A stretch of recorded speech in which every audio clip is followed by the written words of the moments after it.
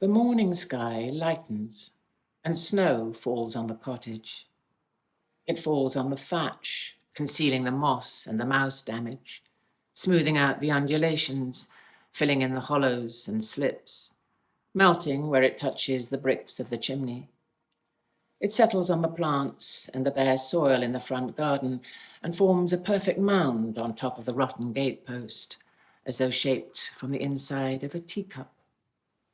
It hides the roof of the chicken coop and those of the privy and the old dairy, leaving a dusting across the workbench and floor where the window was broken long ago. In the vegetable garden at the back, the snow slides through the rips in the plastic of the polytunnel, chills the onion sets 4 inches underground, and shrivels the new shoots of the Swiss chard. Only the head of the last winter cabbage refuses to succumb. The interior leaves curled green and strong, waiting.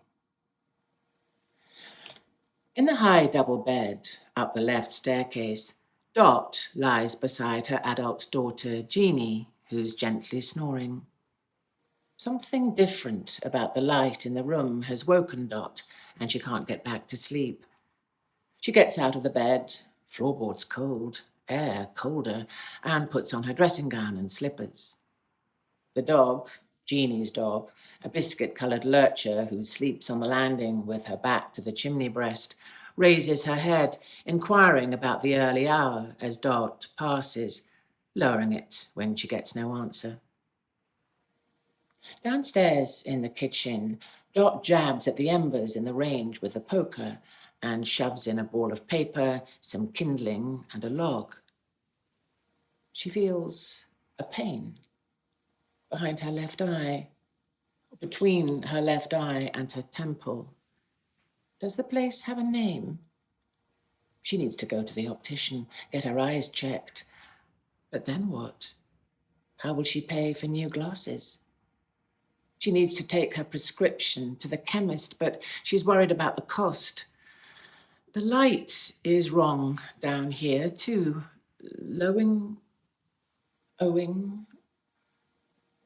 Glowing.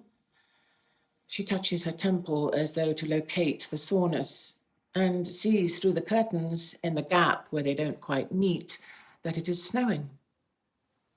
It is the 28th of April. Her movements must have roused the dog again, because now there's a scratching at the door at the bottom of the left staircase, and Dot reaches out to unlatch it. She watches her hand grasping the wrought iron, the liver spots and cross-hatching seeming peculiar, unlike anything she's seen before. The mechanics of her fingers, the way the skin on her knuckles stretches over bone, bending around the handle. The articulation is alien. The hand of an imposter. The effort of pushing on the tiny plate with her thumb seems impossible.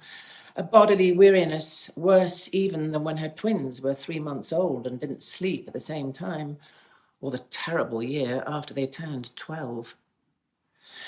But with great concentration, she depresses it and the latch lifts. The dog pokes her snout through, the rest of her body following. She whimpers and licks Dot's left hand where it hangs against her thigh, pushes nose into palm, making the hand swing of its own accord, a pendulum. The pain increases, and Dot worries that the dog might wake Jeannie with her whining. Jeannie asleep in the right-hand dip in the double mattress, first made by her husband Frank, long dead, and, on the rare occasions when her children were out of the house, by that other unmentionable-at-home man, who is too long for that old short bed, so he cannot stretch out.